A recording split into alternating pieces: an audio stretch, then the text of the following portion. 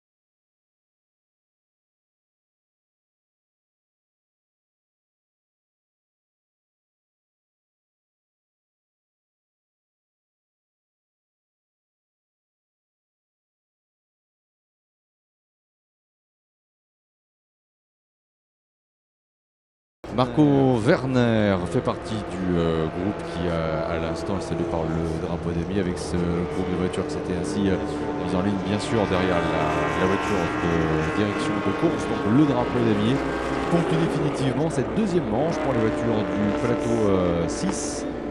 Et nous allons entamer le tome 3, c'est-à-dire l'enchaînement très belle cette plaque d'identification des 24 heures du Mans 1934 pour cette Singer. Nous allons donc pouvoir entamer la procédure de départ pour la dernière manche des voitures du plateau 1, l'origine de la course des 24 heures du Mans, la période 1923-1939, le plateau 1 en mouvement dans les prochaines minutes.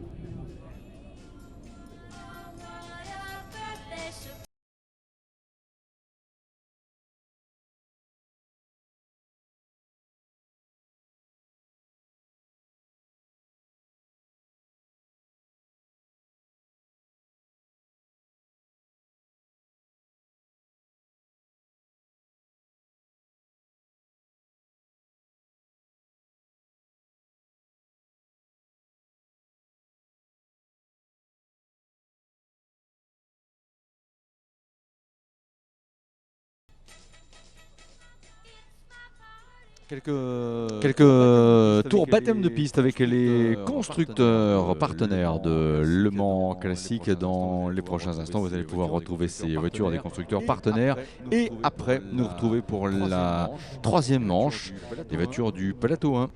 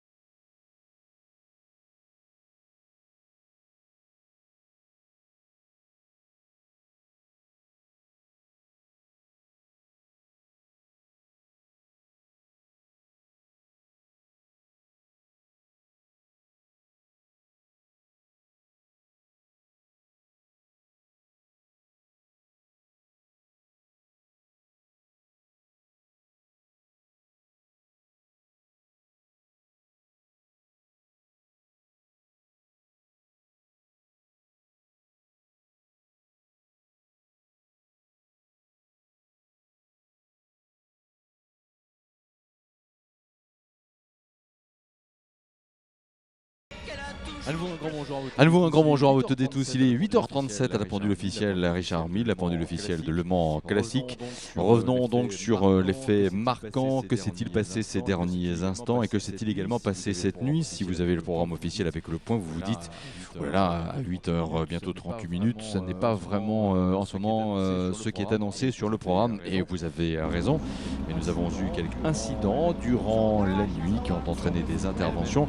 Elles-mêmes, bien sûr, font que pendant que ces interventions sont en cours, la montre, la pendule continue de tourner. C'est la raison pour laquelle nous avons dû réduire déjà de 3 minutes la durée des manches, 40 au lieu de 43, et qu'il peut aussi y avoir eu un léger décalage parce qu'il y a un lieu d'intervenir et que là ne se fait pas d'un claquet de doigts. Donc en ce moment, ce que nous avons fait, c'est terminer le cycle des deuxièmes manches pour chacun des plateaux, des 6 plateaux, et que nous allons repartir avec Clear Channel qui est le partenaire de ce plateau 1 dans les prochains instants pour ce qui sera la dernière apparition ce dimanche matin.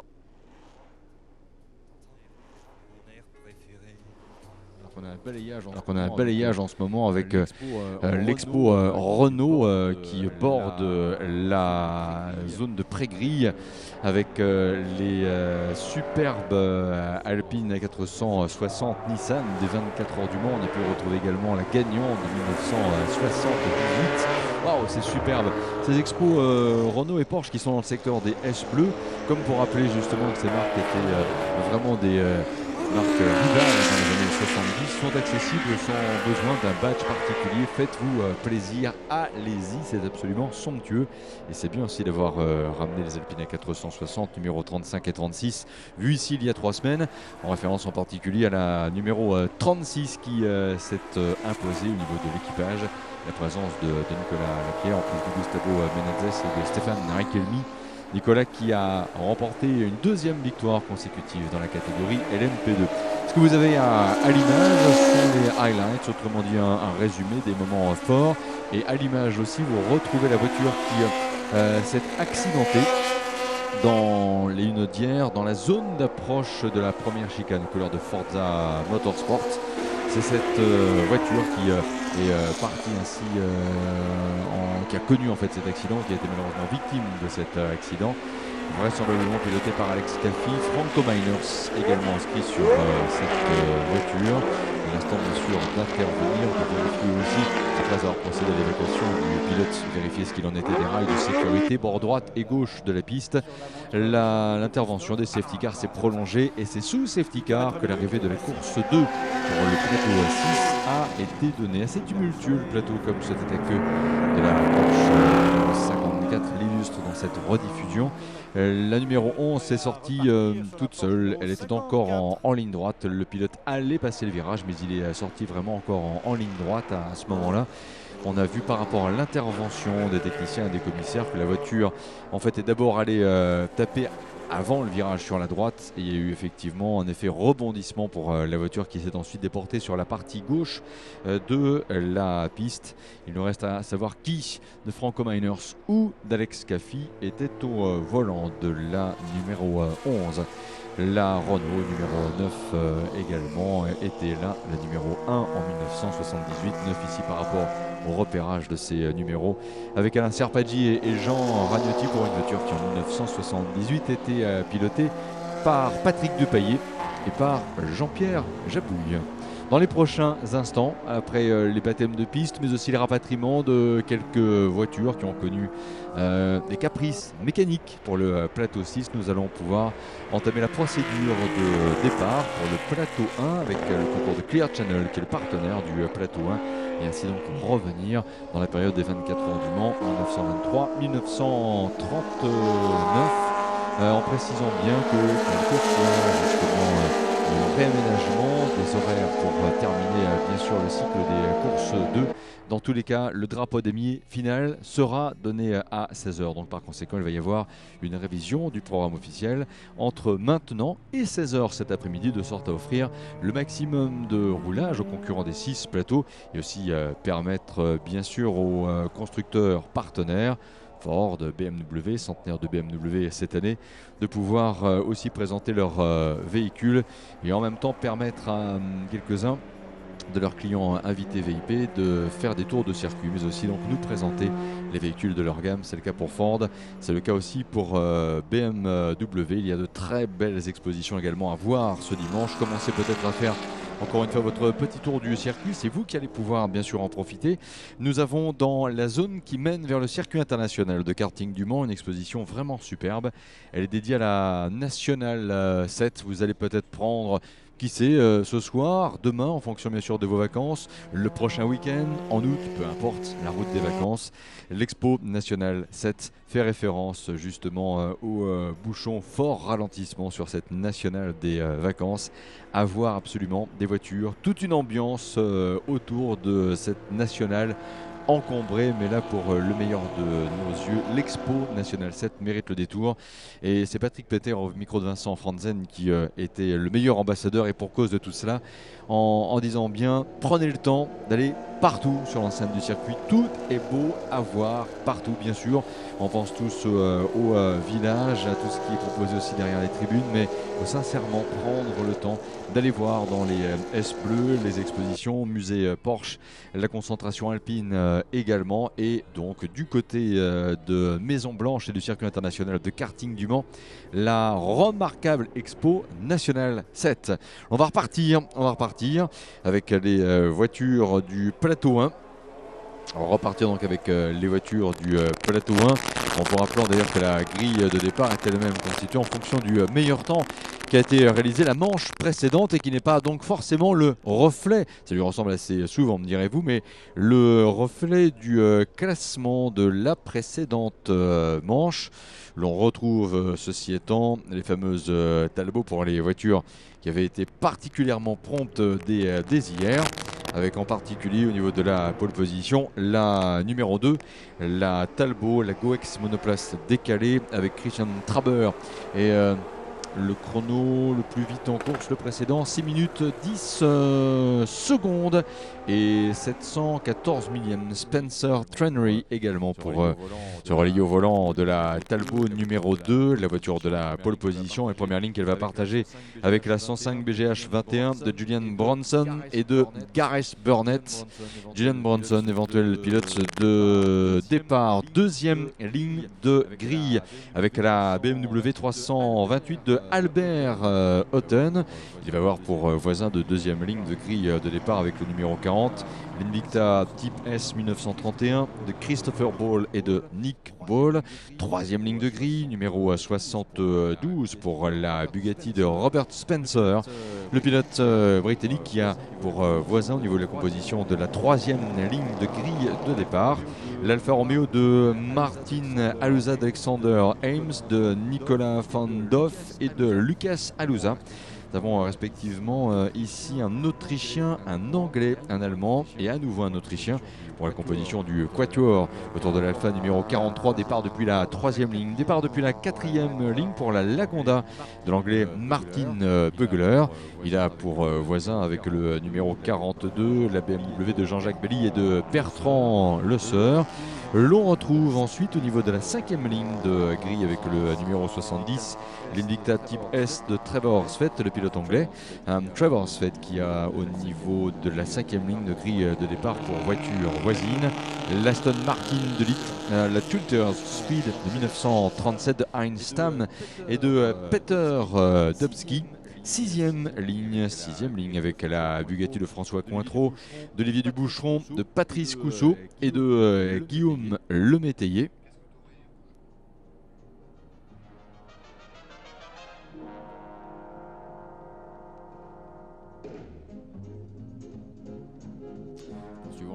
Poursuivons le détail de cette grille, septième ligne, numéro 57, la Bentley 4 litres 5 de Martin Averington et de William Green pour voisine avec le numéro 19, la Riley TT Sprite pilotée par Thierry Chanoine, le pilote français qui a donc ainsi l'avantage d'un départ depuis la septième ligne. Huitième ligne avec le numéro 36, ouvre cette huitième ligne la BMW des Anglais Brian Rivett et Andrew Mitchell. voiture référencée de l'année 1938, et elle a pour voisine avec une BMW la version 328 1939 numéro 59 de Paul Grant et de Eric Staes, un anglais et un pilote belge, pour la composition du duo, se relayant par conséquent au volant de la BMW portant le numéro 59. La 9e ligne avec tout d'abord la BMW de Michel Gross et de Denis Bigoni, elle porte le numéro 6.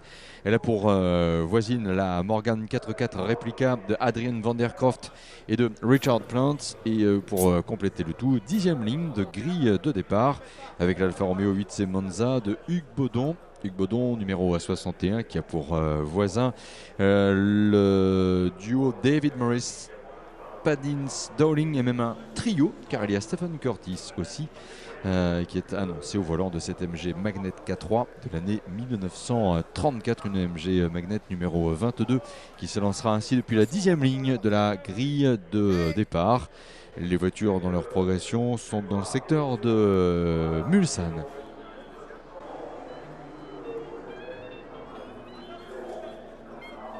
The grid then for the third race for Plateau 1, Grid 1, which is the cars from 1923, the very beginning of the Le Mans 24 Hours, to 1939. And on pole position is the number 2 car, the Talbot Lago of Christian Trébert and Spencer Trenery, the American driver. The Talbot Lago, which is in French décalé or offset, because this was a pre-war Grand Prix car, single-seater, and was to fit the rules after the war of the Le Mans race. For 2 seats, it was made into an offset 2-seater, the winner of the first race of the weekend. Number 2, Talbot Lago of Christian Trébert and Spencer Trenery.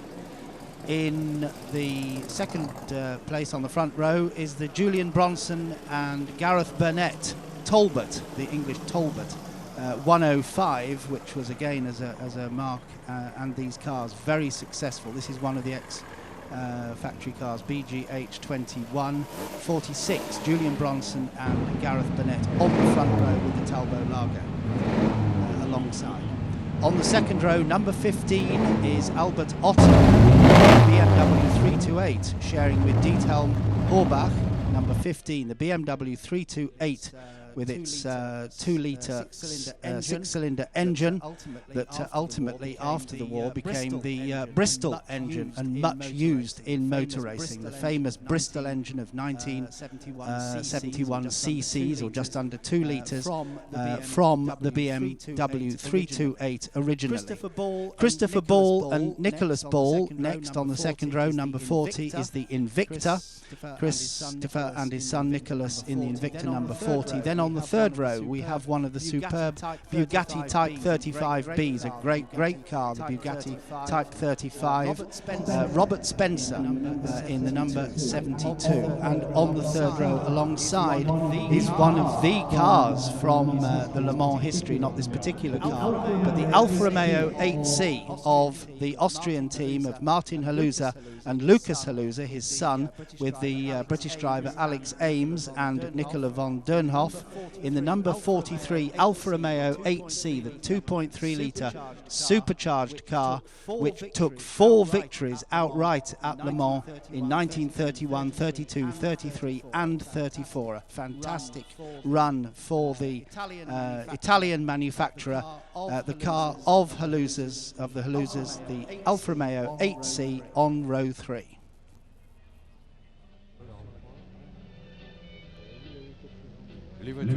Les voitures dans le tour de lancement, où en sont-elles? Encore quelques petits instants et nous allons les voir revenir.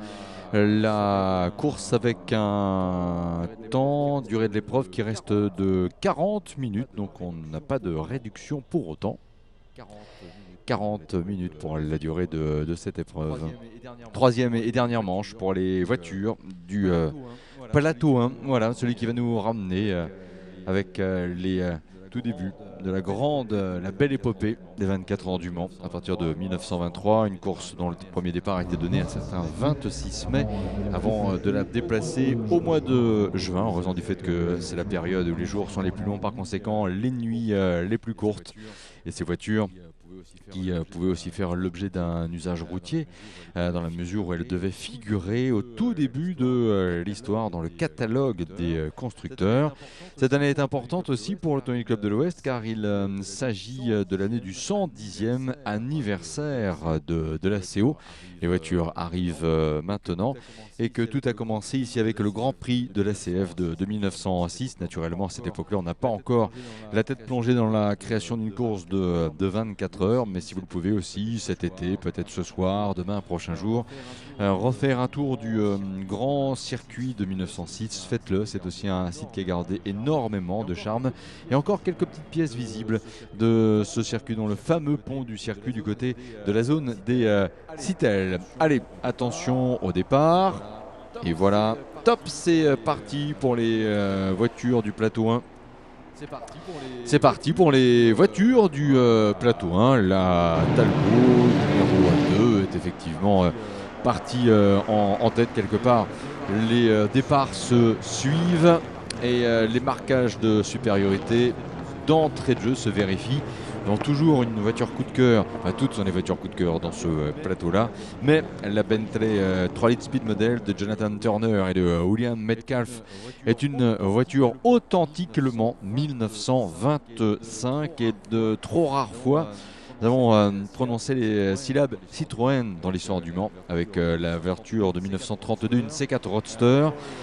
Paul Wibron et Gary Weston ainsi que Martin Doherty sont là avec la numéro 33 et qui est la seule Citroën vue vraiment dans l'histoire du Mans, mais alors de façon extrêmement courte, puisque la voiture, si mes souvenirs sont bons, n'avait pas dû faire mieux que 4 tours en course, en tout cas une très brève apparition de cette Citroën de Henri de la Sayette et de Charles Wolff. Troisième tour en fait pour l'abandon de cette voiture sur problème de magnéto, alors qu'elle aura été finalement dans cette course la deuxième à abandonner.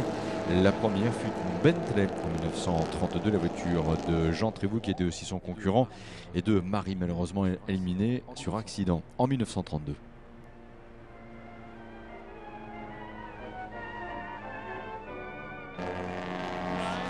Nous y sommes, voilà, c'est parti. Darmat qui est à l'image en ce moment, ça c'est du vrai direct avec la voiture numéro 17.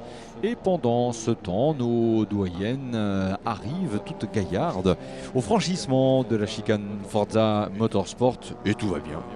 Et tout va bien pour la Talbot de Christian Traber et de Spencer Trainery. C'est la voiture qui est donc en tête en ce moment de cette troisième manche. Ah, attention, l'on signale un tête à queue. Une traversée de bac pour la voiture numéro 40.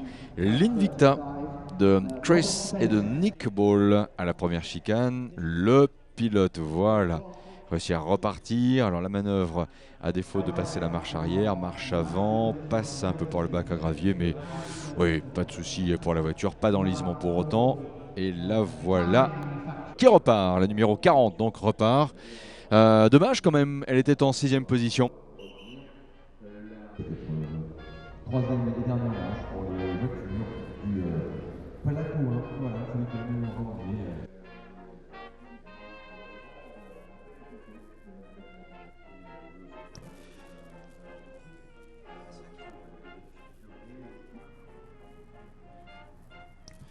Into the gravel at the first chicane, the Christopher Ball and Nicholas Ball Invicta from row 2, number 40, in the gravel at the first chicane.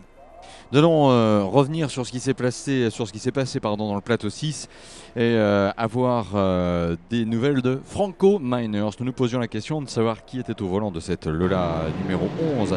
La réponse est Franco Miners et non Alex Caffi. Alex Caffi était au volant à ce moment-là de l'autre voiture engagée justement par Franco Miners, la Lancia numéro 10. Ce qu'il faut savoir, c'est que Franco Miners a été victime d'un accident qui a eu pour conséquence de faire que la voiture s'est retournée et il a terminé sur l'arceau. Voilà. Le pilote est resté conscient, il était naturellement en prenant tous les soins possibles grâce à l'unité d'extraction du circuit des 24 heures du Mans, sorti de sa voiture et à toute fin préventive, fait l'objet d'une évacuation par ambulance. Voilà pour les détails que nous souhaitions vous donner, mais nous souhaitions aussi avoir confirmation que pour Franco Miners ça va. Naturellement, une visite médicale s'impose, normale, sécurité priorité ou priorité à la sécurité, à l'état du pilote. C'est Franco Miners donc qui a terminé sur l'arceau au freinage de cette première chicane des Hunaudières. Sans doute un bris mécanique, un élément de liaison au sol qui a cédé, puisque rappelons aussi que cette sortie de piste avec le premier heurt à droite au niveau bien sûr du parcours des Hunaudières le long des rails de sécurité s'est vraiment produit encore en ligne droite bien avant l'entrée en virage. C'est Franco Miners donc qui a terminé sur l'arceau ce matin à l'occasion de la deuxième manche du plateau 6. Le pilote va bien, naturellement, c'est toujours un choc, c'est toujours fort de se retrouver ainsi à la tête à l'envers. Voilà pour la péripétie dominicale de Franco Miners et de cette Lola numéro 11.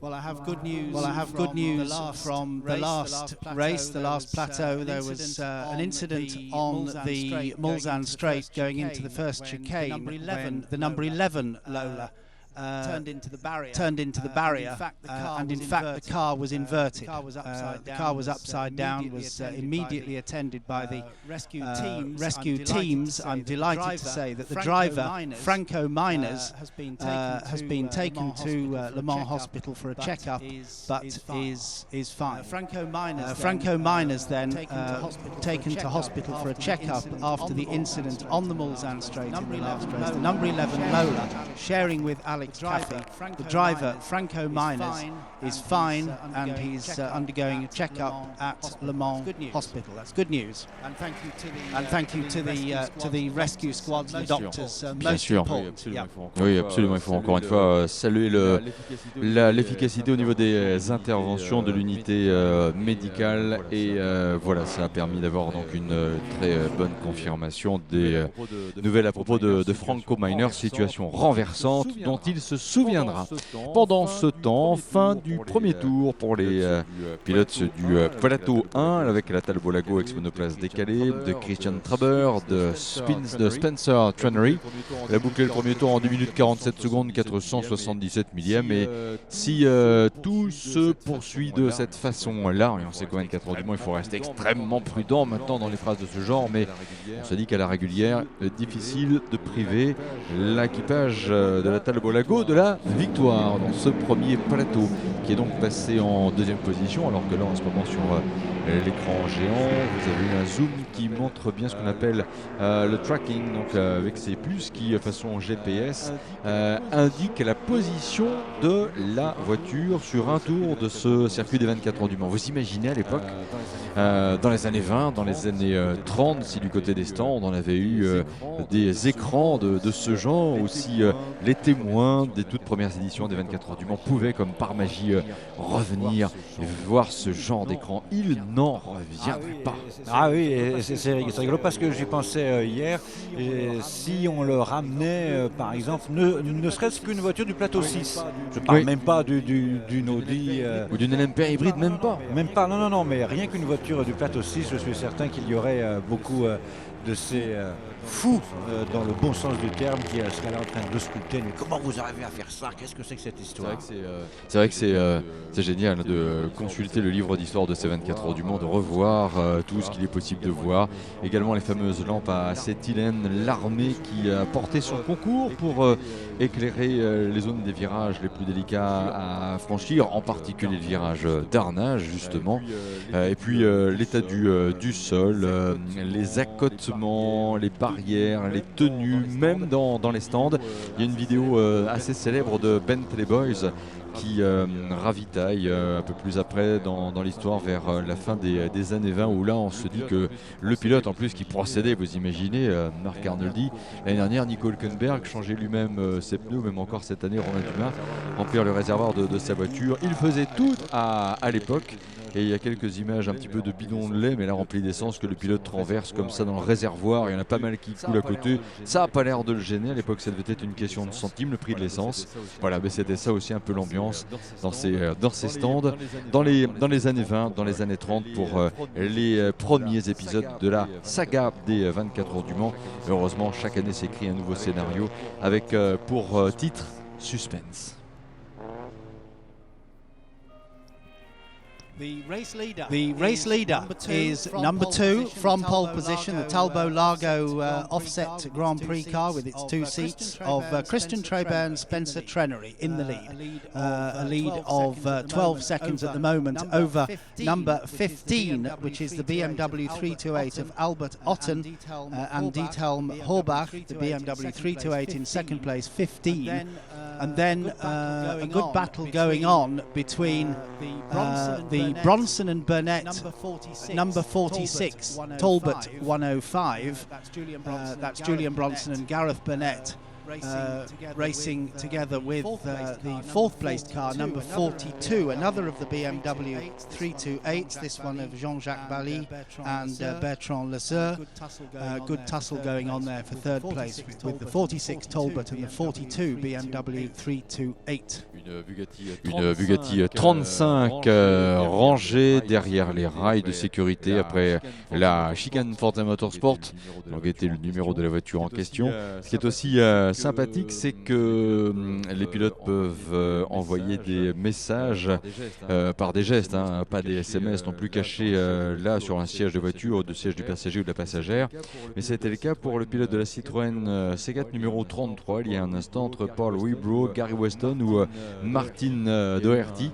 Il y a eu un genre de coucou en fait à distance, pouce levé pour dire que la voiture va bien. C'est ça aussi l'avantage de ces voitures-là. Ce ne sont pas des foudres de guerre, sauf bien sûr pour le public de l'époque qui devait se dire qu'est-ce que ça va vite ces autos. Évidemment, nous on a d'autres repères maintenant par rapport à des notions de puissance, d'accélération, de vitesse, de passage. Vous l'avez en ce moment à l'image, la vénérable Citroën qui apporte le numéro 33. À l'attaque des Hunaudières, elle est superbe, comme l'est aussi cette MG Midget. Alors encore un pilote qui donne l'impression de prendre son temps et qui est Pierre Julien pour cette très belle balade dominicale dans la campagne sartoise, tout en restant naturellement sur la piste, avec cette très jolie portion du circuit des 24 heures du Mans, plaisante à parcourir, même en piéton, toute la zone des S du Tertre Rouge.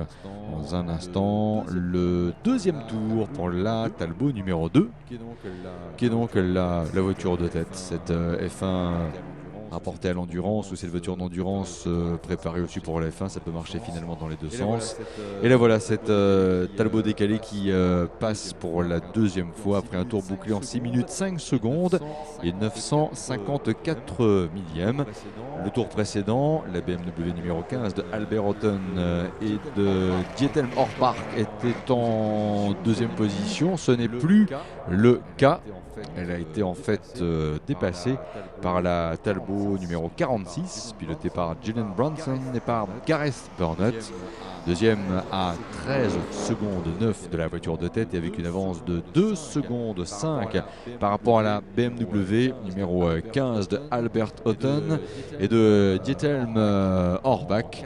En quatrième position, la BMW de Jean-Jacques Bally, de Bertrand Leseur. Et la cinquième place pour la Bugatti de Robert Spencer avec le numéro 72. The race then still led by the number 2 car, this Talbot Largo, the former Grand Prix car from before the war. And then we come to 1949 and the first Le Mans race after the war. And of course, in the main pre-war machinery was used, and this car, number 2, actually came to the first race, the 1949 Le Mans did not finish. By this time, of course, it had to have 2 seats fitted, and with cycle wings, as we see it, it came back in 1950, and considering it was pre-war technology, modified for the rules of what is an endurance race for principally road-style cars, as opposed to racing cars, came second. This car that's leading now was second in the Le Mans of 1950, the 24 hours, in second place. A quite extraordinarily different car from the 2 types behind. The 46 Talbot 105, very much a touring car, a sporty touring car that took part not just in racing and was at Le Mans, did well at Le Mans, but also the great rallies of the day like the Alpine Trial across the Alps, hill climbs and so on, but principally the Talbot 105, very successful in racing and in the big trans-European rallies of the day before the war, and also the BMW 328. Now we've got 2 of the 328s racing for 3rd place, because the Talbot 105 has gone up into 2nd place, regained 2nd place for Bronson and Burnett, and now we've got the 2 BMW 328s in 3rd and 4th. Racing between them, the Otten Horbach car number 15 and the Bally Le Sur car number 42. The BMW 328, another very successful sporty touring car that was used for racing and rallies before the war. A great sight to see these different technologies, and when you set against the leading car that we see, the Talbot Lago, very much pre-war, old technology. 1949, the race was won by Ferrari, the first race after the war. Ferrari, a brand new mark. Ferrari was only started as a mark in 1947. It came to Le Mans with a 166 in 1949 and won the race. New technology, absolutely up to the minute. We then come the next year, 1950, and this car from a Grand Prix car from before the war managed to come second. It's a fascinating contest, a 24-hour race, setting pre-war technology in those years against post-war technology. But we see the car now, the Traybird Trenery car, in its post-war style, 2 seats, cycle wings, mudguards, but running in the pre-war category, Grid 1. 9h09 minutes. C'est bien la Talbot Lago monoplace décalé numéro 2 qui est en tête. Meilleur temps réalisé lors du 2e tour pour le pilote de cette voiture en 6 minutes 5 secondes 954 millièmes. Mais c'est vrai que sur ce 3e tour maintenant, eh bien, la différence, son avantage qui est de 13 secondes et demie, n'augmente pas. Alors nous sommes dans les arrestants, dans le créneau qui permet de s'arrêter entre la 15e et la 30e minute. Une image qui me faisait sourire aussi il y a quelques secondes, diffusée sur les écrans géants. C'est le rappel que le bras sert aussi de clignotant. C'est pas mal. Voilà. Oui, on pouvait le faire maintenant dans les proto LMP1 contemporains. On le verra pas, mais le bras clignotant, c'est pas mal aussi pour signaler je m'arrête au stand. Ça a marché dans les voitures de route pendant un bon moment. On a pu les voir sur des 403, même sur des 2 chevaux encore, où c'était plus facile. Sur certaines voitures dans ces années-là, souvent il n'y avait pas de lumière, mais il y avait un espèce de petit bras mécanique qui sortait. Plus facile de faire avec de l'huile de coude. Alors Marc Arnoldi, la Bugatti numéro 72 ne respecte pas la loi F1. Elle fume en ce moment, la voiture de Robert Spencer, une Bugatti numéro 72 signalée fumante. Dans le classement, elle apparaissait 5e position. Ouais, quand même, donc là c'est une ténor que nous pourrions éventuellement perdre. Exactement, c'est une voiture qui a bien réussi ses débuts de course, ses débuts d'essai aussi, mais c'est vrai que pour l'instant elle manque un peu de résistance des Bugatti au Mans pour les voir gagner. Évidemment, il faut penser au chiffre 57. deux de ces voitures extrêmement profilées de la portée en 1937 à 1939. Arrêt de la voiture de tête. Arrêt de la Talbot Lago numéro 2. Un arrêt probablement programmé puisque, comme vous venez de le dire, Mono Van de Stick, c'est effectivement la fenêtre qui est ouverte. Et c'est Spencer Trenery qui était à bord de la voiture. Spencer Trenery qui aura donc réalisé 3 tours. Changement de pilote et descend l'Américain entre le Suisse Christian Traber.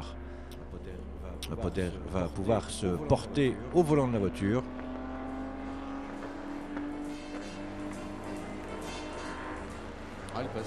Elle passe finalement, la Bugatti numéro 72, même si là en plan gestuel, le pilote envoie plutôt des messages pas faciles à décrypter. Mais bon, manifestement, il est quand même un petit peu inquiet. Passage de la Lagonda. Piloté par Martin Bugler, très jolie Lagonda. Et là, vous pouvez voir aussi la suspension quelque peu malmenée par le pilote de la BMW, numéro 15, qui est d'ailleurs passé un instant en tête en raison de l'arrêt de la Talbot numéro 2, comme Marc Arnoldi vous le signalez il y a peu. Une BMW en tête.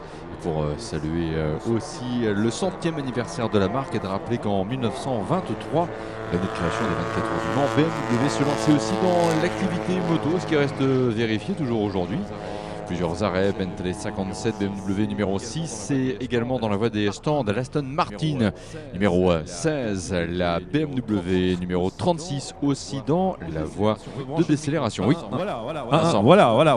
J'avais un micro qui ne fonctionnait que moyennement, mais c'est fait. On a récupéré du son ici. On est avec Spencer Trenery qui vient de descendre de cette Talbot Lago ex-monoplace décalée. Spencer, how was it during this first end of the last race here in Le Mans? Yeah, for us, this morning was great. The evening was great. Yesterday afternoon was great.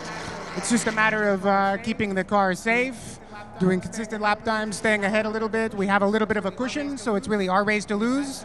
We've had some head gasket problems with the Talbot this afternoon and evening, so we're managing it. We're careful. We're cognizant of the situation. Christian's in the car now, and he's more than capable to finish the event, and I'm sure that with luck we will be successful. And I must take this opportunity to thank Christian and Eric Traber and the Graber Sport Garage team for allowing me to have this opportunity. How is it to drive in Le Mans with such a car, the Talbot Lago? The car is fabulous. Really, the car is the star. The driver is quite secondary to this automobile. It has a low center of gravity, magical brakes, and more horsepower than everything out there. So really, it's a most wonderful experience ever. Thanks a lot, Spencer Trenery, qui nous disait, donc tout s'est bien passé pour nous. Le matin c'était bien, la nuit c'était bien, l'après-midi c'était bien. Maintenant il faut aller jusqu'au bout, bien évidemment, éviter les erreurs, éviter les petits problèmes sur ces voitures. Et puis piloter une Talbot Lago. Je crois qu'il a remercié 3 fois le team de Christian et Eric Schraber pour l'avoir invité et autorisé à participer à cette épreuve. Il dit le pilote est complètement secondaire dans ce cas-là. La star, c'est véritablement la voiture, et je pense que c'est pas le cas de cette voiture-là uniquement, c'est le cas de toutes les autres également. Bruno. Absolument, Vincent Franzen, merci pour cette interview, et c'était très agréable d'entendre ce témoignage plein de soleil dans la voix à propos de cette Talbot. Alors attention aussi à la température ambiante, on le voit avec les images caméra HF dans les stands. Certaines voitures ont besoin d'être quand même un petit peu refroidies, et pourtant il n'est que 9h15, mais c'est l'été qui s'est installé aussi. Et là aussi, on aime bien revenir sur ces interrogations par rapport à l'ambiance qui pouvait accompagner le matin les 24 heures du Mans dans ces années-là, les années 20, les années 30. Un incident nous rapporte Info Course.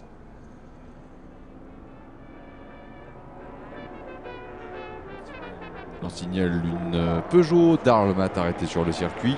L'arrêt de la Bentley numéro 32 au stand. Et un tête à queue ces derniers instants pour l'Aston Martin numéro 16. L'Aston Martin numéro 16.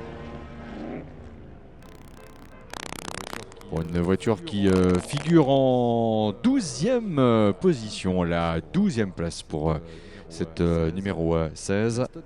L'Aston Martin. Non, un petit détail, c'est toujours intéressant. Nous avons entendu, grâce au micro de Vincent Franzen, Spencer Trenery. Et il est intéressant de noter que ce sont ses débuts en fait en véhicule d'époque. Jusqu'à l'année dernière, il pilotait plutôt des Porsche 997 GT3 Cup ou des Acura Integra aux États-Unis. Et en fait, il se tourne maintenant, à l'âge de 36 ans, vers les véhicules d'époque, à voir si ce premier début va continuer ou s'il va essayer de mener les deux carrières de front.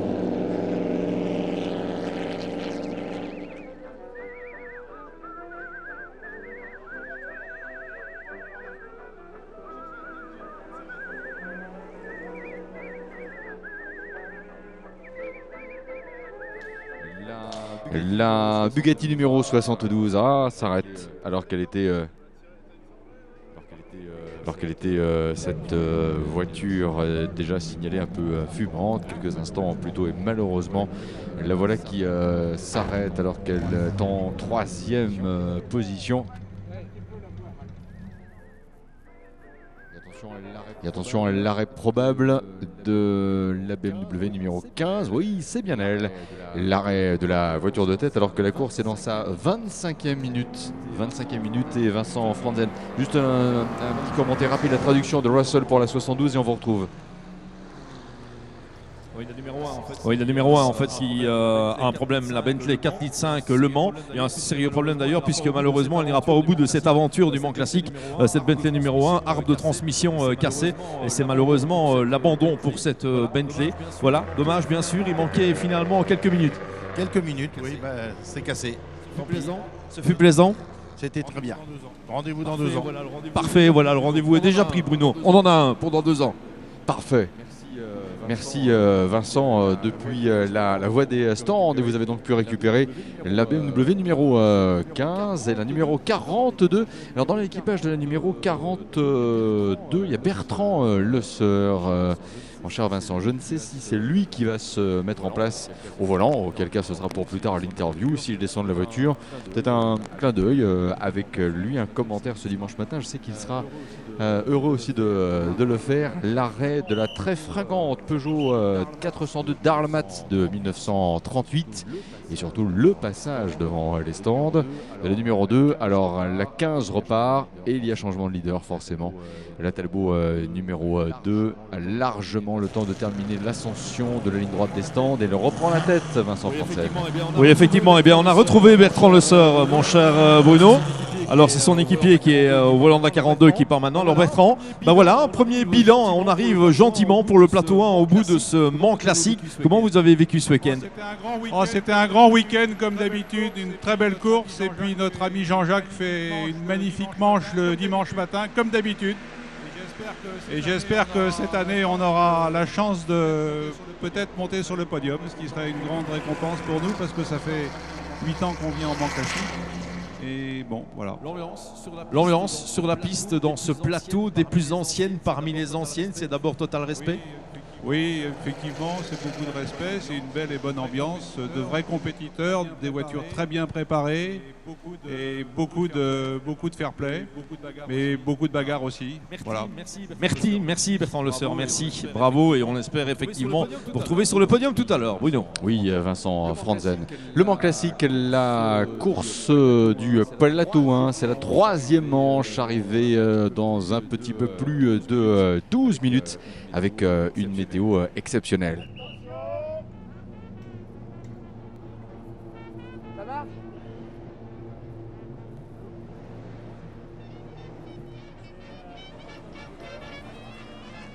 C'est où la sortie ?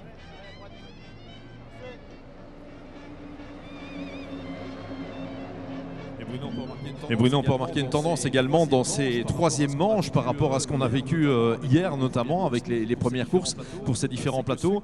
C'est que ceux qui devaient avoir rapidement des problèmes techniques, qui étaient peut-être moins préparés, plus fragilisés, etc., ont eu ces problèmes techniques. Et maintenant, on se retrouve dans des courses où on avale les bornes, on avale les tours, en fait, sans connaître de gros problèmes techniques. Ici, par exemple, avant l'arrivée des voitures et l'ouverture de la fenêtre des pit stops, eh bien, on avait juste 0 voiture dans la pit lane. Pas de problème durant pendant les 15 premières minutes de cette course. Et là, il y a un Alors problème qu'hier, en course, là, par contre. Oui, il y a eu des problèmes en course, bien évidemment, mais hier, on avait régulièrement 4-5 voitures avant le premier pit stop. Donc, les plus solides sont toujours là et ils sont bien solides, apparemment. Alors, Vincent Franzen, une voiture, par contre, là, est en réelle difficulté. Son pilote l'a immobilisé sur le côté gauche de la piste.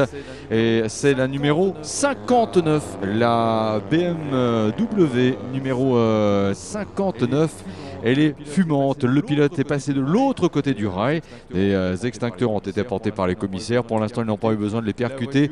La voiture a un coup de chaud. Il y a de la fumée blanche qui s'échappe. Donc là, c'est vraisemblablement un radiateur percé, nous rapporte Infocourse par rapport au message des commissaires depuis ce poste d'observation. Mais la voiture voilà, est sur le bas-côté, pas de flamme.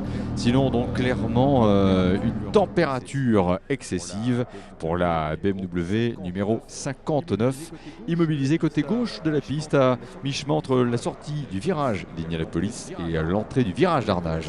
La course arrivée dans 10 minutes 40 secondes. Nous sommes toujours dans le temps réglementaire pour justement permettre aux pilotes de s'arrêter pour les changements de pilotes si duo. Vous intervenez, Vincent, je crois? Oui, tout à fait, parce que vous parlez de la 59 qui est arrêtée. On a Paul Grant qui est un de ses pilotes ici. Paul, c'est dommage quand ça se termine comme ça, bien évidemment. Ben oui, on s'amusait bien. C'était quand même un privilège d'être ici. C'était un grand plaisir. Bon, tant pis, c'est pas toujours la chance. Hein. Est-ce qu'il y avait des signes avant-coureurs? Est-ce que vous avez connu d'autres problèmes depuis le début? Non, rien du tout. Tout se passait bien, normalement. Parfait, merci Paul. À dans 2 ans alors, merci. Un grand merci, oui c'est vrai, à Paul Grant qui s'est ainsi exprimé au micro de Vincent Franzen. On est toujours, ça nous fait toujours sourire de voir le pilote de la Citroën qui passe et qui envoie toujours autant de messages. Il pourrait presque envoyer des textos, mais on va surtout pas le lui dire de faire pendant la course en cachant le téléphone, tellement la vitesse lui permettrait. Mais mon Dieu, on va surtout pas l'inciter à faire cela. Les SMS gestuels, c'est tout aussi bien avec ce pilote qui à chaque fois exprime son enthousiasme en ayant le pouce ainsi levé. La Bentley numéro 47 passe devant les stands avec Jürgen Ernst. La 55, une 4 Elite 5 Tourer de Paul Carter et de Nick Swift également. Walter Owen Bentley, à qui l'on doit également beaucoup dans la légende du Mans, car c'est vrai que la participation de voitures non françaises, anglaises en l'occurrence, a très vite donné un coup d'accélérateur à la réputation des 24 heures du Mans et donné à l'envie à des constructeurs de venir justement prendre le départ de cette course en se disant il y a des Français dans un coin qui s'appelle la Sarthe et dans une ville qui s'appelle Le Mans qui ont eu la bonne idée de lancer une course qui dure sur 24 heures. Apparemment la formule plaît et elle est convaincante. Pour montrer la fiabilité de nos machines, on ferait bien d'y venir. Et Walter Owen Bentley très clairement a donné quelque part envie à d'autres de s'attaquer aux 24 heures du Mans. Et quelque part aujourd'hui encore nous pouvons lui rendre vraiment hommage pour avoir cru à la magie des 24 heures du Mans d'entrée de jeu.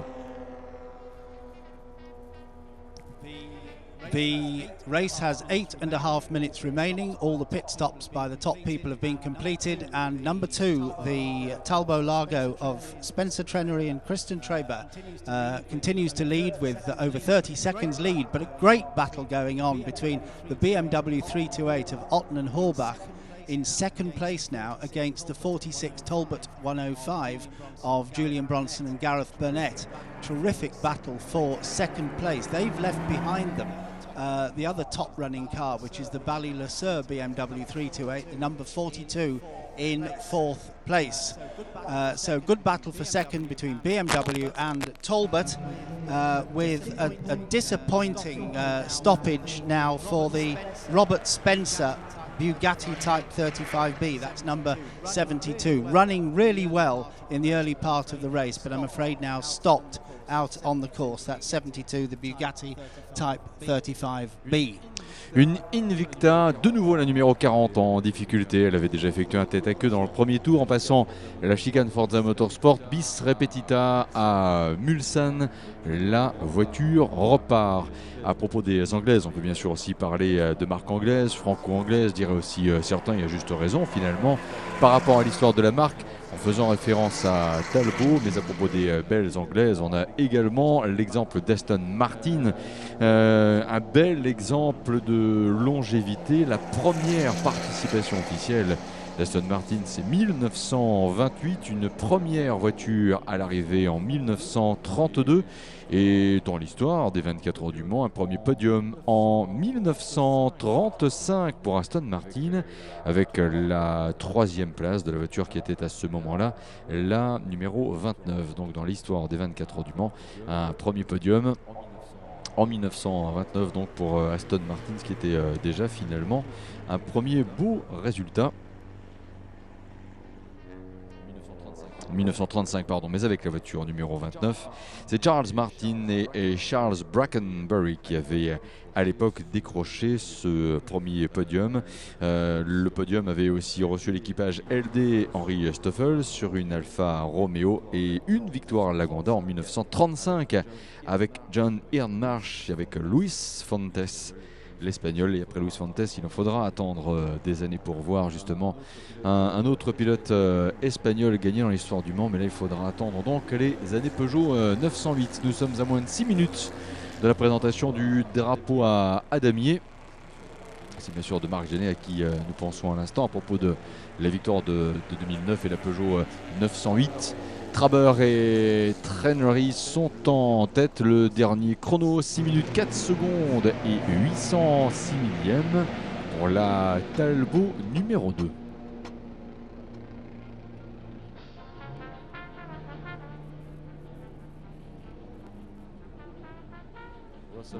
Russell revient sur le classement à quelques 5 minutes 20 secondes maintenant du drapeau damier. One car to look out for, one of the real star cars this weekend in this race is the number 32. Look out for Jonathan Turner and William Medcalf in the number 32 Bentley. They are in 28th place. This car took part in the 1925. This actual car took part in the 1925 race, the Bentley. It was the first of the works Bentleys, the first time that Bentley came to Le Mans for the 24 hours as a works team. Previously they'd been private runners, winning the year before, 1924. 25 they came with 2 cars, neither of them finished, but this car, the number 32 today, number 10 in 1925. Nous avons la chance de vous accueillir parmi nous avec la caméra chef. Donc bonjour et bienvenue. Voilà, n'hésitez pas à approcher peut-être un petit instant si vous voulez voir ce dont nous disposons pour commenter ces épreuves. Là, en ce moment, nous accueillons sur les images cette belle séquence ralentie avec des images toujours sympathiques à voir. Voilà, vous êtes là, donc c'est très simple en fait.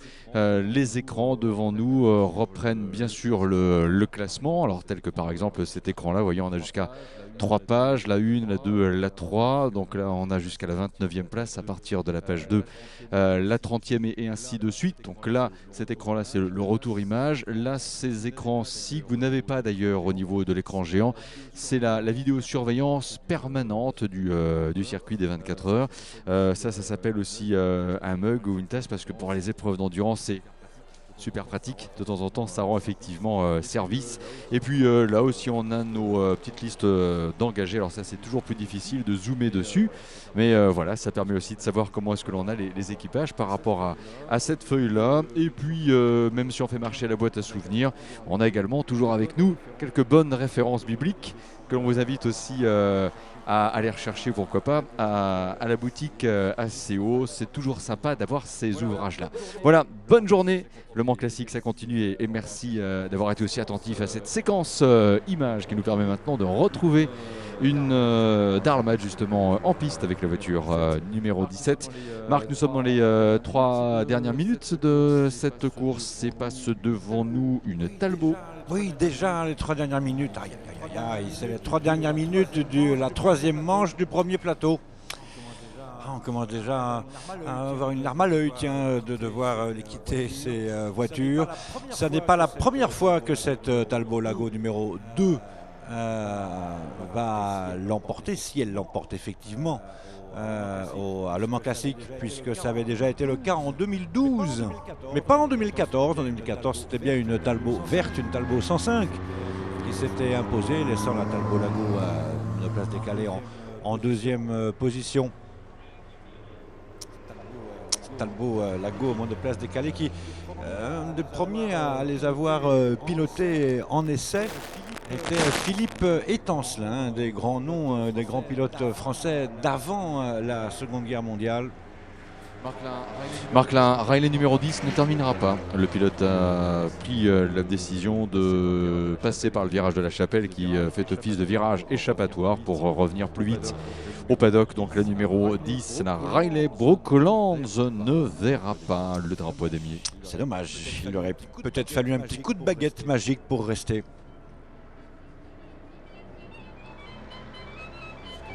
Puisque un de ces pilotes s'appelle non pas Harry mais James Potter.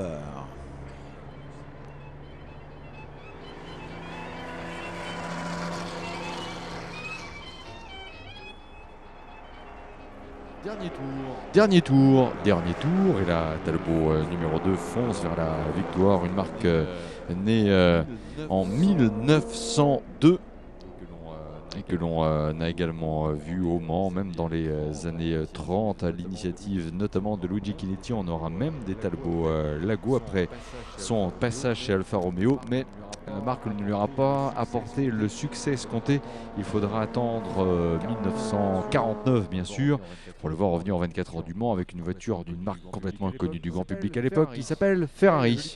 Et jolie passe d'armes là, attention au passage de la BMW numéro 42 qui fonçait justement vers le podium, chicane quelque peu court-circuité pour la voiture pilotée par Jean-Jacques Bally qui avait relayé Bertrand Le Seur.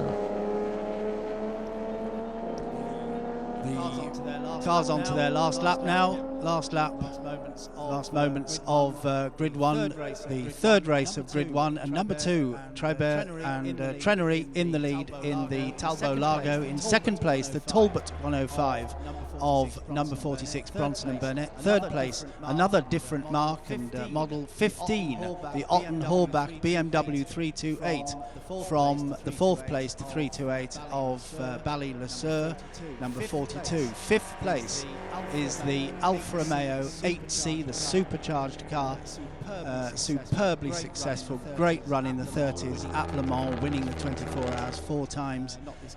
Not this car, but this is the Haluza family car with Alex Ames and Nicola von Dernhoff. Number 43, Alfa Romeo 8C in 5th place. And then in 6th place, another mark, the Lagonda, another winning mark here at Le Mans, 1935. Lagonda won the Le Mans 24-hour race and promptly the next week put themselves into administration.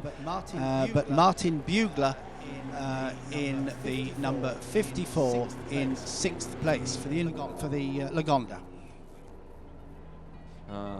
Un message rapide de nouveau pour une personne, monsieur Laurent Negroni. Si vous êtes là ou si vous connaissez ce monsieur, vous pouvez lui adresser peut-être un SMS qui va lui faire plaisir. Pourquoi ? Parce qu'il a perdu sa carte de paiement. Et donc monsieur Laurent Negroni, bonne nouvelle, elle est là, cette carte, elle est déposée au secrétariat au rez-de-chaussée du module sportif. Donc si vous êtes là en ce moment, ou répétons-le, si ce monsieur vous le connaissez, vous pouvez lui envoyer un SMS de bonne nouvelle. Sa carte est là, merci de le faire, de sorte à pouvoir la lui restituer. Merci encore.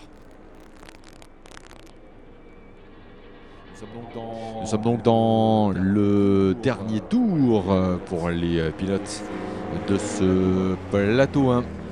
Dernier tour. Et ensuite, première cérémonie de podium également, pour bien sûr accompagner la célébration des résultats en tenant compte naturellement du résultat de la première et de la deuxième manche. Ce n'est naturellement pas le résultat que de cette troisième manche-là qui va tout décider. Profitons-en donc pour regarder une ultime fois ces voitures en dynamique. Bien sûr, si votre laissez-passer le permet, allez les voir et les revoir, les respirer même dans le paddock. L'occasion de les voir et d'apprécier aussi le son qui les accompagne. Voilà, nous n'avons pas connu cela, enfin à moins que, mais bien sûr pensons à tous ces spectateurs qui étaient là dans les années 20 et dans les années 30 et qui quand même au fil du temps, lorsque l'on voit surtout les images des années 30, ont pris conscience de l'impact que cette course avait réussi à prendre en même pas une décennie, par exemple, si on devait faire un premier point entre 1923 et 1933, voyons, on dit souvent pour une association, une entreprise, passer le cap de 10 ans, c'est déjà très très fort. Là, très clairement, le public a vite pris conscience que cette course des 24 heures du Mans devenait un atout pour le département, pour la région, naturellement pour la ville du Mans. Et ça doit être particulier aussi pour eux de pouvoir le dimanche matin retrouver le son de ces moteurs-là, de prendre aussi, comme nous l'avons très souvent fait après, toutes et tous, les premiers journaux, support écrit pour regarder les stands. On ne parlera pas de rideaux fermés à l'époque, mais de stands plutôt abandonnés parce qu'une voiture n'était plus là. C'est sûr qu'à l'époque, ça devait être une autre façon de vivre et de suivre la course par rapport à la diffusion de l'information. Les plus vieilles photos laissaient apparaître une personne avec un immense porte-voix pour essayer de donner de l'information. Ce ne devait pas être évident de savoir qui était en tête, mais on se contentait de ce que l'on avait finalement à l'époque et on s'intéressait quand même à la course. Ladies and gentlemen, voici la voiture de tête et le drapeau damier pour saluer l'arrivée de la Talbot numéro 2. Ah, et la présence de Patrick Gruot aussi avec nous qui va pouvoir nous raconter ses exploits.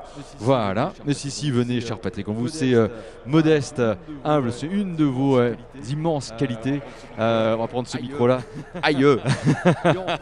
Il est en forme le Patrick, c'est incroyable. Ça rappelle d'ailleurs la publicité pour Perrier par le passé. Ça Patrick, et il répond ça va fort. Bonjour Patrick, bonjour Patrick Gruot, pardon. Bonjour. Bon, alors à la question, est-ce que ça va fort? Très fort. Bah, parfait, ce merci. matin c'était bon. C'est Vichy Ceinture en fait. C'était Perrier, mais c'était Vichy Ceinture. Ça va Patrick, ça va fort pour faire naturellement la rime. Oui, effectivement, on vous avait vu déjà avec la caméra chef en pré-grille tout à l'heure. Vous attendiez la procédure de départ après cette tumultueuse course en plateau 6. Alors, à la presque fraîche, le dimanche matin, comme ça, c'est comment? C'est le pied. Oui, on n'en doutait pas. Qu'est-ce qui procure ça alors? Qu'est-ce qui procure ça? Une belle piste, une météo exceptionnelle et puis une voiture qui vous aide à remonter le temps. Ça me donne l'impression, en particulier dans la nuit, de se retrouver dans une ambiance que seul un véhicule ancien comme cette MG de 1934 peut vous apporter. Et je dois dire que ça a été un grand moment pour moi. Je n'imaginais pas qu'une telle voiture de cette époque puisse me procurer autant de sensations. Et là ce matin, avec les trajectoires plus tendues et tout, les temps sont tombés et je suis heureux. Voilà. Bien, ça freine bien quand même, il faut anticiper le freinage. Ah, il faut anticiper bien sûr. Vous vous rappelez votre voiture, c'est laquelle déjà mon cher Patrick? C'est la MG PA de 1934 qui est la numéro 26. D'accord. Voilà, donc on a eu des petits soucis d'éclairage durant la nuit, mais bon ça c'est classique au Mans. Mais là ce matin à la fraîche, tout allait bien, le moteur ronronnait merveilleusement bien et tout allait bien. Voilà. Est-ce que vous arrivez à quelque part vous transposer? Parce que si on avait de la téléportation dans cette période des années 30 aux 24 heures du Mans, on imagine ce que les pilotes pouvaient ressentir à ce moment-là sur une route plus goudronnée mais pas encore aussi stabilisée que les routes d'aujourd'hui. Ça devait être particulier quand même. Écoutez, c'est la nuit où j'ai ressenti ça et en particulier lors de la séance d'essai de vendredi soir où je pilotais pour la première fois cette voiture sur le grand circuit et là je me suis retrouvé dans une ambiance qui, quand entre Mulsanne et Arnage on rentre dans la forêt, là on se dit ça y est on y est là et on se regarde, on se dit mais je ne rêve pas, non c'est le bon moment et c'était une chose qu'on ne retrouve pas de jour parce qu'on retrouve toute la signalétique d'un circuit moderne alors que la nuit avec des phares qui éclairent à 30 mètres, on est dans une ambiance, c'est chouette. Voilà. Ça devait être gros cœur quand même à l'époque. Hein. Ah ça, oui, parce que le revêtement d'abord n'était sans doute pas comme il est aujourd'hui. C'est vrai que de se sentir rouler à 160, 170, apparemment c'est la vitesse de pointe de cette voiture on se retrouve sans ceinture de sécurité, sans arceau et autres. Là on sent des choses, des petits picotements. Oui, vous remettrez ça bientôt? Comment? Vous recommencerez bientôt? Ah écoutez, avec plaisir. Mais avec mon coéquipier, là, Jean-Luc Gagnard, qui a cette voiture, ça a été un grand moment d'équipe. Voilà. Puis c'est aussi l'occasion de saluer au passage la présence de la CO en Mayenne aussi. Ouais. C'est très très important de le faire. Parce que vous savez, je crois que c'était même dans l'histoire du Mans. Le premier bureau hors Sarthe a été, je crois, inauguré à Laval, hein, si mes souvenirs sont bons. Bruno, vous me l'apprenez. Je pense. Ouais. Ici, de la lecture que j'avais pu faire des rapports d'Assemblée Générale. On a commencé il y a 110 ans par l'Automobile Club de la Sarthe. Je crois que la première sortie hors frontières sartoise était effectivement pour l'inauguration d'un bureau à Laval. Nous sommes 2 départements faits pour nous entendre. Ça va la maison de Gruau? Elle va bien. Vous avez souvent des... S'il y a une maison qui embauche, vous avez eu une forte campagne de recrutement dans le dernier trimestre, au moins 2015 et même encore maintenant. Oui, c'est vous. Oui, il y a des besoins. Donc on a des beaux marchés en ce moment qui nous portent, mais on se bat pour aussi. C'est bien, mais c'est bien de dire, il faut parler de la passion, bien sûr, pour la course, et ça vous savez bien faire. Et en même temps, saluer le mérite des entrepreneurs qui gagnent et qui en font profiter justement les personnes aussi motivées, parce que c'est vrai, la maison Gruau embauche, je dis la maison Gruau, je me permets mon cher Patrick, et c'est bien également de mettre en avant cette dynamique d'une association et d'une entreprise plutôt, qui va bien, qui est aussi un peu le reflet, même complètement le reflet de cette France qui sait prendre des risques, innover et qui gagne au bout du compte. Merci encore à vous. Marc Arnoldi, donc le drapeau à damier, et notre Talbot numéro 2 a terminé la 3e manche comme elle avait terminé la 2e et la première et les essais qualificatifs. Mais oui aussi. Et avec la chance qu'elle n'avait pas eu il y a 2 ans. Hein. Il y a 2 ans, elle s'était fait battre. Il y a eu des problèmes pour la voiture, mais ce n'est pas le cas. Et donc, ma foi, Christian Trabert peut être content de son travail, puisqu'en plus de pilote, c'est lui-même qui s'occupe de la voiture. Il a en fait plusieurs voitures dont il prend soin. Et on l'a entendu tout à l'heure au micro de Vincent. Eh bien, l'Américain Spencer Trenery est bien content de cette incartade dans le milieu du véhicule d'époque. Il va pouvoir retourner à piloter ses Porsche et ses Acura aux États-Unis. Merci Marc, mesdames et messieurs. Il est à la pendule officielle à Richard Mille de Le Mans Classique, 9h et bientôt 43 minutes. Voici le rappel du classement pour cette dernière course du plateau 1 avec une Talbot Lago, Christian Traber et Spencer Trenery qui ont donc gagné la 2e place décrochée par la Talbot de Julian Bronson, de Gareth Burnett, 3e dans ce classement de 3e et dernière manche. Il ne s'agit pas là du classement général final pour ce plateau. Ça pourrait y ressembler, cependant. Soyons honnêtes. La numéro 42 termine 3e, la BMW de Jean-Jacques Belly et de Bertrand Le Seur. La 4e place pour la BMW numéro 15 de Albert Otten et de Dietelm Orbach. Derrière arrivant en 5e position l'Alfa Romeo de Martin Aluza, d'Alexander Hams et de Nicolas van Dorenhoff, sans oublier aussi l'Autrichien Lucas Aluza. 6e position, c'est la Lagonda de Martin Bugler. Elle aura devancé pour la 7e place l'Invicta numéro 40 de Chris et de Nick Ball, alors que les 8e est en fait, parce qu'il était pilote isolé ou pilote unique sur l'Invicta type S de 1931 numéro 70. Trevor Svet est la 9e position pour la BMW de Peter et de Patrick Simon. Duo allemand, la 10e place, enfin pour compléter au moins le top 10, la Bentley 405 Blauer 1929 de Martin Overington et de William Green.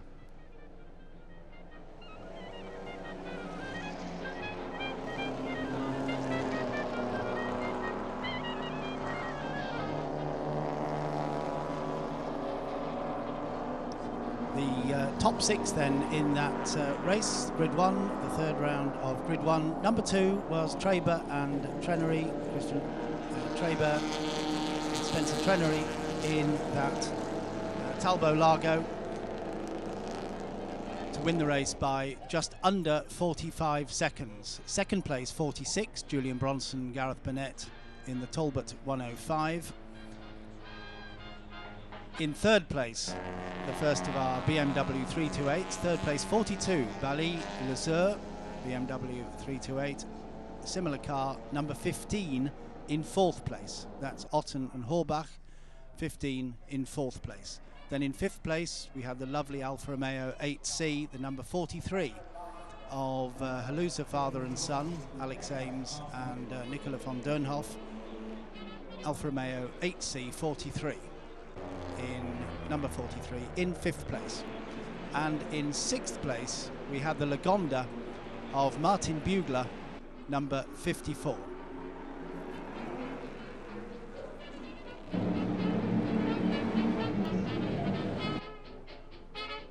considérer que pour cette troisième et dernière course du plateau 1, eh bien, nous avons 44 voitures qui ont vu l'arrivée.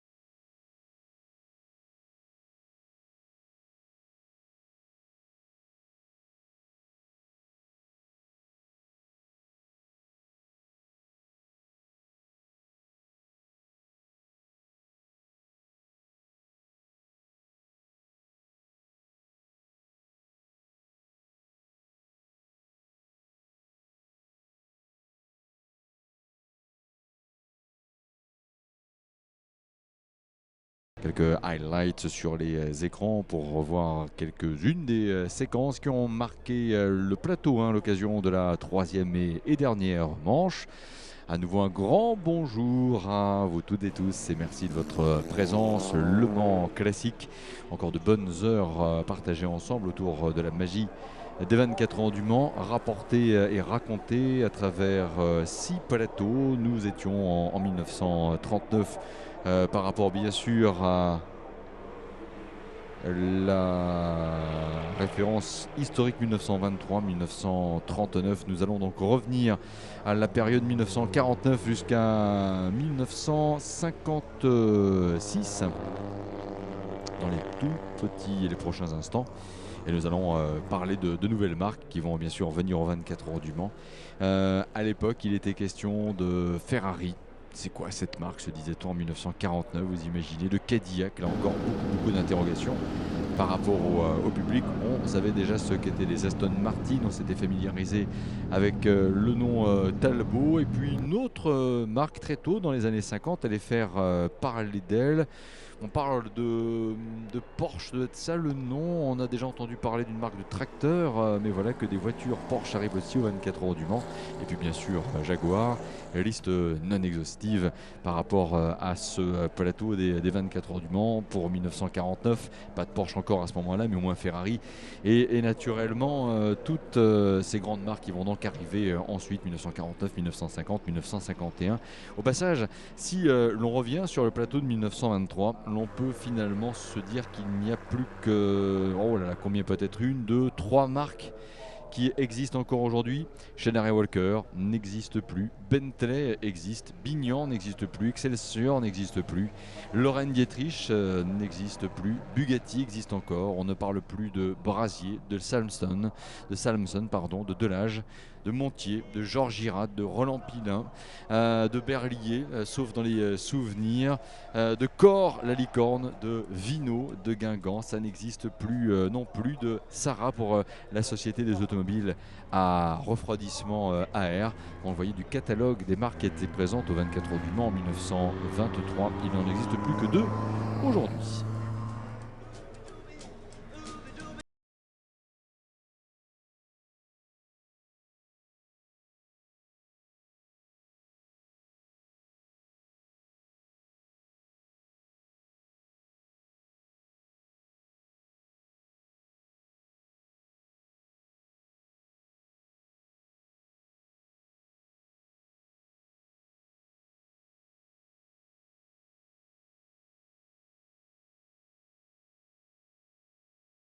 Andy Wallace, le vainqueur des 24 heures du Mans 1988, est avec la Jaguar, lauréate de l'édition en 1955 des 24 heures du Mans. Naturellement une référence qui amène à évoquer d'autres souvenirs douloureux, en référence bien sûr à l'accident en 1955. La Jaguar Type D du concurrent officiel de l'époque, qui justement était le Jaguar Cars Limited. Mike Hawthorne et Ivor Bubb pour l'équipage de la numéro 6 avec son moteur 6 cylindres en ligne, avec sa cylindrée 3442 cm3 et ses pneumatiques Dunlop. À l'époque, Mike Hawthorne avait réalisé le meilleur tour en course en 4 minutes 6 secondes et 6 petits dixièmes à 196 km/h, 0.9 de vitesse moyenne.